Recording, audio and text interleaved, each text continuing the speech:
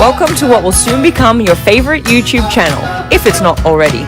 This is me, Lucy, the one with the Australian accent. And this is my beautiful, drop-dead gorgeous wife, Kelsey. She's from a small town in Canada. Together, we live a fully nomadic life, living in a new Airbnb every month. Join us every Thursday as we share some of our favorite adventures with you. Subscribe to our channel and come along for the ride. Another beautiful day in paradise. We are in a place called Yubu, and there was one coffee shop that we found. They had good coffee, but unfortunate service. They were very nice to us.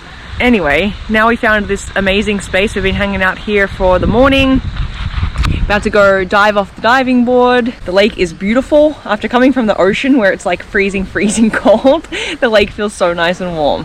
So it's been a nice change. And yeah, they have a water slide, they have a diving board. It's gonna be fun.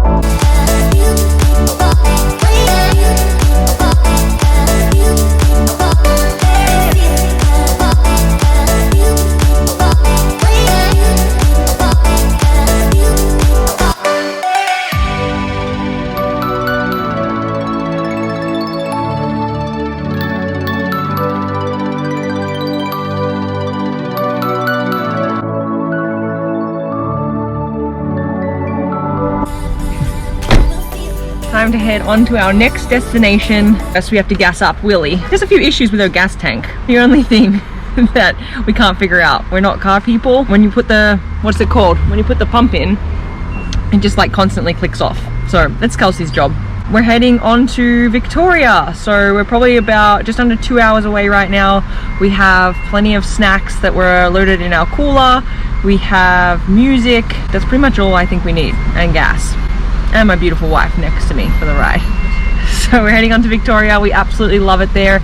And to be completely honest with you, we're pumped for the sun. We feel like Tofino is amazing. It will always be a very special place in our heart. However, the sun here, just a little bit outside of Tofino, it's like warm at 9 a.m. It's something else. I'm gonna show you some awesome things about the place that we're staying and all about this lifestyle that we live. I can't wait for you to see. I don't wanna stay here, no. Ain't gonna keep it low now. If you wanna go, let's go. Let's wrap it up and hit the road. I just got an awesome vibe, striking the winner post now. Liberty's on my mind. We've taken off, we've left the ground. You gotta understand that we get one chance. We'll never regret the things that we'll do. 'Cause I wanna drive through the summer night. And when we are old and gray, look back at this summer night. The summer night. Sleeping in the back of a van, roaming in the wilderness. We don't ever need a plan. We'll be alright, just you and I. Singing from the top of our lungs, dancing by the lakeside. Gonna do it while we're young. In a moment it will all be gone. You gotta understand that we get one chance. You will never regret the things that we'll do. 'Cause I wanna drive through the summer night. And when we are old and gray, we'll look back at this summer night. Are you living the dream? It's so comfortable on this rooftop patio. It's so sunny and so lovely. One of the things that they do here is they stick this, oh, it's yelling at me.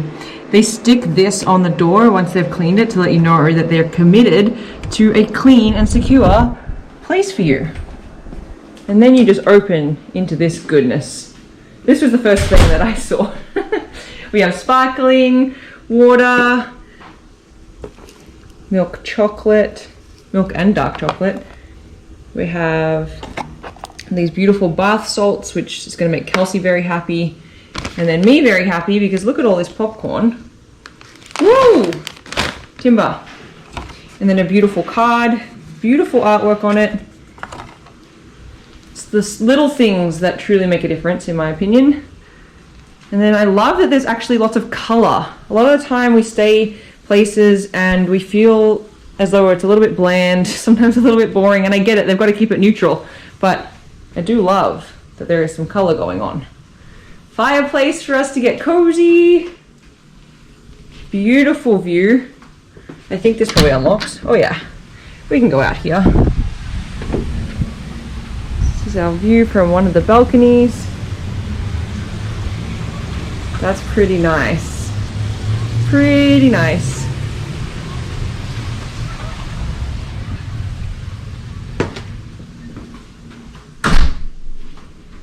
Dining table for all of our guests. Where's my wife? What's she going to be doing? Is she in the bathtub yet? She's not in the bed sleeping. Oh, who would have thunk it? I know you so well. I know. I'm just waiting for it to fill up with water. Oh, and your bath salts. This is so comfy already. Like, comfier than my sleep last night. You live for the bath. I would love to just live. Check out this view from our bed. This is what we're going to be waking up to. Beautiful greenery, park. Park I walked through when the leaf went in my face. This way we'll do all of our business. Here's the business. Here's our other business. Nobody gets to know about that business, just us. Beauty fridge. One of the things that I've never seen in a hotel room, I don't think, is this. And you know you're getting old when you get excited about this, or you live on the road. Because it has a washer and a dryer in the suite. I pretty much just live in t-shirt and jeans. If we ever have to go anywhere fancy, we go and get some clothes for those events. We don't really do fancy. Let's go see what my wife is doing. She's got a whole vibe going today.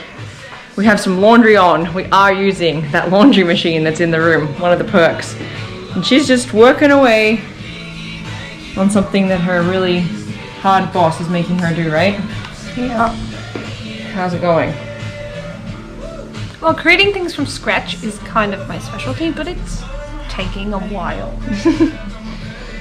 And I've extended my deadline again because I'm just not in the mood, but I'm trying, right? What was the deadline you told me this morning? When I'm ready. Yeah. Her deadline was when? The first time? Maybe. I don't know, like 6 months ago? Yeah. And now the deadline is When I'm ready. when she's ready. Yeah. And I just think that I think that if you have a really good idea, you should make the idea really good and then launch it one time versus launching a shit idea and then fixing it forever. So I think the deadline in the beginning was a little bit outrageous. Yeah. Well, and you also had a lot of other things happen in And my boss is hard to work for, and then she tells me to do these things, and then she's like, I have 500 other ideas, and so I'm trying to take all those ideas and give her one thing. Yeah. But do you like working with this view? I do. It's pretty awesome. Yeah. It beats going into a office, right? Yeah. I'm like in my underwear. Yeah, that's why I'm keeping it just above your head. Yeah. I had Bailey's for breakfast. Yeah. Work And I'm anywhere. watching a movie at 5 o'clock in the theater. Private theater rental. So like it's a pretty good place to work. It's a pretty good place to work. You can literally work from anywhere when you do it right. When you do it right. We're going to a movie. Private movie night. 2.5 hours. Theater rental, movie of your choice, and popcorn and beverage. Take us there.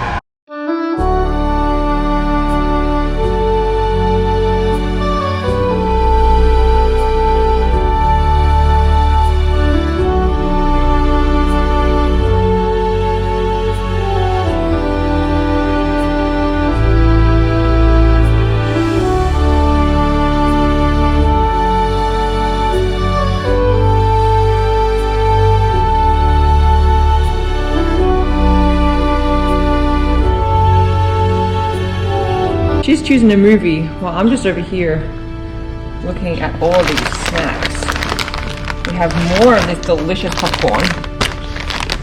And then we have, oh, look at these. They have ginger ale. This is from Phillips Brewing. And then root beer. And we have craft cola. Already on ice. Cool. Oh, orange cream. Daredevil. We're gonna get hyped up on sugar and snacks and watch Black Widow.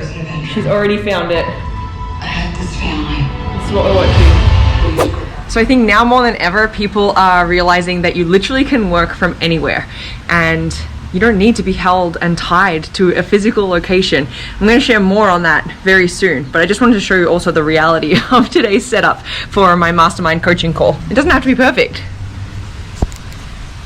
I want to be outside. I want it to sit a little higher. So we have the ice bucket from the hotel with my laptop on top, and then I get to look at this view while I make dreams come true. It's pretty awesome. So I was mentioning that living anywhere has become more and more popular. And I know this because I'm seeing people do it, but I'm also seeing just like the huge uprise in people in my direct messages on Instagram asking me, how much do you need to do this? What's it actually cost to live that sort of life? What should I do to take the first steps into downsizing? Can I do this with a cat or a dog? And so I just am here to say that like, you've got to do this. We have one shot at this life. I feel like a broken record when I say this. However, I feel like we can never hear it enough, especially if you're like sort of stuck in that paralyzed state of not doing anything because of fear or whatever is coming up for you. And I just need to say, like, I totally get it, but we get one life. And what are you holding yourself back from out of fear? What if? Are you always going to be asking yourself that? And so what I would recommend is map it out a little bit, plan a little bit, but also don't stay stuck, paralyzed in that place where you just overthink it, overplan it, that you talk yourself out of it, and that you actually stop yourself from living this sort of life because it's just too cool not to do. And so maybe it's a few nights at a time. Maybe it's coming and spending an awesome few nights in a beautiful hotel just to like get away from your normal environment and to shake things up. Maybe you spend some time here making a list, a plan, whatever it is. I don't exactly know how you personally work, but action needs to happen for this sort of life to take place. It was a year ago from today, right when I'm filming this, that we decided to make this move, that we decided to live this sort of lifestyle, and I wouldn't change it for the world. And so I'm just here to remind you that start small, take daily action, and remember your dreams are possible for you. You're not dreaming too big. You're not being unrealistic. However, there is action that is required. And so it starts today. Once you finish watching this, put some plans into place. I also thought I would answer another question that we get really common, and I haven't checked out what these drawers look like right now, like the state of these drawers, but people are always interested in how many things that we own or how many items we carry around with us. And so where we're staying right now, we have unpacked, even though we're only here for a few nights. It's just when you don't have a permanent home, you kind of make everywhere home really quickly. So we unpack, we make it as homey as we can. We have 2 plants that we travel around with. We try our best to make things feel at home. And so these 2 drawers, this is pretty much all that we have in terms of clothing. So I'm going to show you. I hope they're not too messy. This is one drawer of clothes. Not too messy, not too bad. And then this is another drawer of clothes. As you can see, it's not a lot of clothes. It's not a lot of stuff, but that's it. It packs away into a few bags. Not having a lot of things, while it can be frustrating at some times, it does make it so much easier to move around because you don't have a lot of things to move. You don't have a lot of things to carry with you, especially when we start going international, when restrictions lift and that becomes more sort of normal in the traveling world. Checked baggage is expensive. We don't want to pay for that. So the less is better mentality here is what we go with. We can rent everything. We consignment shop quite a lot. So we cycle through clothes, although we could get better at it because we also just hold on to a lot of clothes for a long time. And so don't be afraid to think outside the box. cut a few of those online orders with those clothing items that are coming your way. Think about what you could, or like what you wear all the time on repeat, and keep those clothes. Buy good quality things so that they last. And this is probably just one of my number one tips in terms of actually logistically moving around, is just cutting the stuff, that big collection of shoes. I'm sorry for all the people that are shoe people, bags, whatever it is, just pick your favorite few and know that that's a sacrifice that you make, but it's so worth the trade-off for this sort of life. And then one of the last tips that I will give, because I think it's so helpful for people to understand, is that at the end of the day, to make this lifestyle happen, you simply just need to make more money than you're spending every single month. So if your Airbnb or your accommodation, whatever it is, costs you $2,500 a month, and then you add, you know, things like gas, food, entertainment, those sorts of things. Let's say, for example, your whole month works out to $4,000, $4,500. All you have to do, all you are responsible for, is making sure that you can make that amount of money, because that's what you're spending. We don't want to go into debt here. We don't want to be stressing ourselves out. I recommend adding things in like fun and entertainment into that budget, that monthly budget, so that you don't feel like you have to cut corners and say no to things. Being intentional with where you spend is important. However, you can have this lifestyle if you're really deliberate about where you spend your money. So the biggest rule is spend less than you are making. If you make more, you save more. And that is how this lifestyle can continue to happen, and you can continue to live it. I want to say a huge thank you for tuning in and watching another one of our awesome YouTube videos. If you like what you see here, please give it a thumbs up. Use that little thumb just below and actually click it. It helps get this video out to all the people that want to see it and that enjoy watching fun things on YouTube. And then if you haven't already, please hit that subscribe button. It really truly means the world to me, and I can't wait to see you next week for another video.